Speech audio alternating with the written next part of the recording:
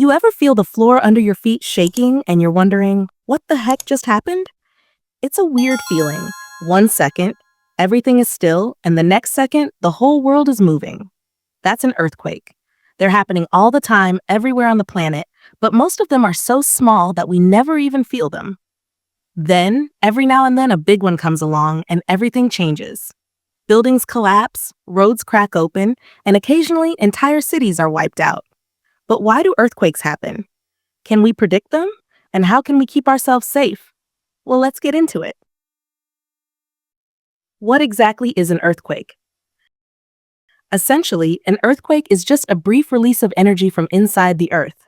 Think of it like stretching a rubber band. Stretch it too far, and it eventually breaks. That's kind of what happens down below.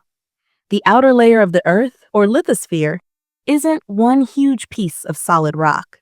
It's broken up into enormous, rigid plates known as tectonic plates.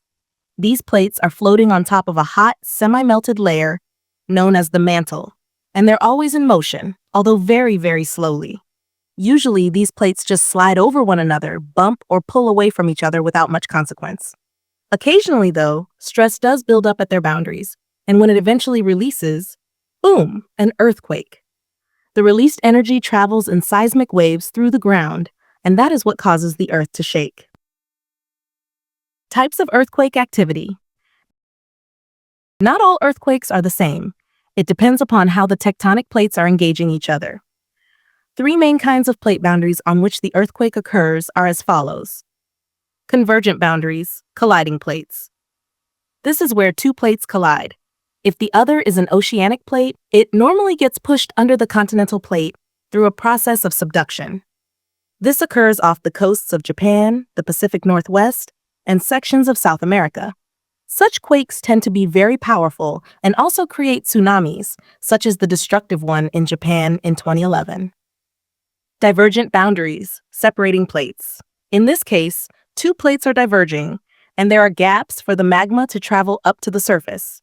These are usually smaller earthquakes and happen most of the time in the center of the ocean, along mid-ocean ridges. Iceland, for example, experiences a lot of this type of seismic activity.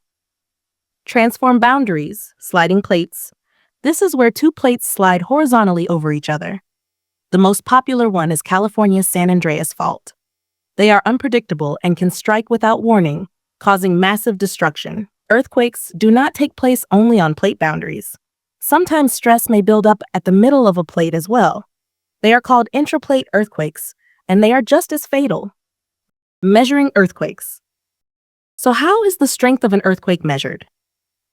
Scientists use two primary ways to define them. Magnitude. This refers to the size of energy released. The most widely employed scale now is the moment magnitude scale, MW, which has replaced the older Richter scale. It's logarithmic, so each whole number rises 10 times more shaking and 32 times more energy released. A magnitude 3.0 might barely be felt, but a 7.0 can flatten cities.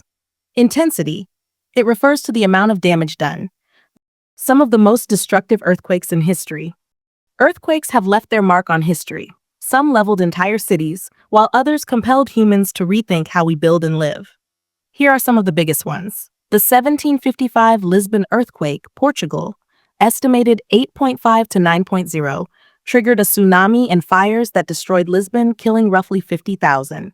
It also prompted one of the first scientific studies of earthquakes. The 1906 San Francisco earthquake, USA, magnitude 7.9. This one was horrific, but much of the destruction resulted from the subsequent fires. It spurred gigantic reforms in building design in California. The 1923 Great Kanto earthquake, Japan, magnitude 7.9, leveled Tokyo and Yokohama completely, killing over 140,000. It also changed Japan's disaster preparedness plan. The 2004 Indian Ocean earthquake, Indonesia, magnitude 9.1 to 9.3, one of the strongest ever. It produced a tsunami that hit 14 nations and killed over 230,000. The 2010 Haiti earthquake, Haiti, magnitude 7.0, it devastated the capital city, Port-au-Prince, and caused over 200,000 deaths. Haiti's poor infrastructure enhanced the destruction. The 2011 Japan earthquake and tsunami, Japan, Magnitude 9.0. The quake triggered a tsunami that led to the Fukushima nuclear disaster. It was a wake-up call for nuclear safety all over the world. Can we predict earthquakes? Short answer, no. Despite all of our technology, we cannot yet reliably know when and where an earthquake will occur. What science can do is give an estimate of the chances of a big quake occurring in an area over the years. They study fault lines, earthquake activity, and even animals. Some animals seem to sense earthquakes before they happen, but we don't know why. In other places, early warning systems are in the works. Japan and Mexico already have systems that pick up the initial seismic waves and warn individuals seconds ahead of time before the ground starts to move. Not much, perhaps, but any seconds can save you. How to stay safe during an earthquake? Follow these tips in order to stay safe. Before an earthquake. All right, first things first, get your house ready. Secure any heavy furniture or objects that might fall and injure you.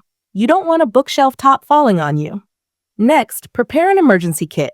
Stock it with essentials, food, water, first aid supplies. You never know when you'll be needing it. And most of all, figure out the safest locations in your home. A heavy table? Okay. Against an interior wall? Better. Just make sure you know where to go when the shaking starts. During an earthquake, okay, it's happening. The ground is shaking. What do? Drop, cover, and hold on. If you're indoors, take cover on something heavy and hold on. No heavy furniture? Make your way to an interior wall and crouch. If you can exit safely, do so, but only if it's safe. Don't run through falling debris. If you're already outside, get away from buildings, trees, and power lines. Open spaces are your friend. In a car? Pull over and stay in it. Just don't park beneath an overpass or close to anything that can fall on you. After the earthquake. All right, the ground has finally stopped shaking, but you're not in the clear yet. Prepare for aftershocks. They could be as strong as the original quake. Check for injuries. Help others if you can. Stay away from damaged buildings and be aware of gas leaks or other hazards. At the end of the day, earthquakes are frightening, but if you know what to do, you'll be far ahead of the game. Stay safe, stay prepared, and remember, knowledge is power. Earthquakes are quite possibly the most powerful and unstoppable forces of nature. For millions of years, they've shaped our world and will continue to do so far into the future. We can't stop them, but we can educate ourselves about them by building safer cities, preparing for the worst, and knowing what to do. For when the ground starts shaking, the prepared are most likely to survive.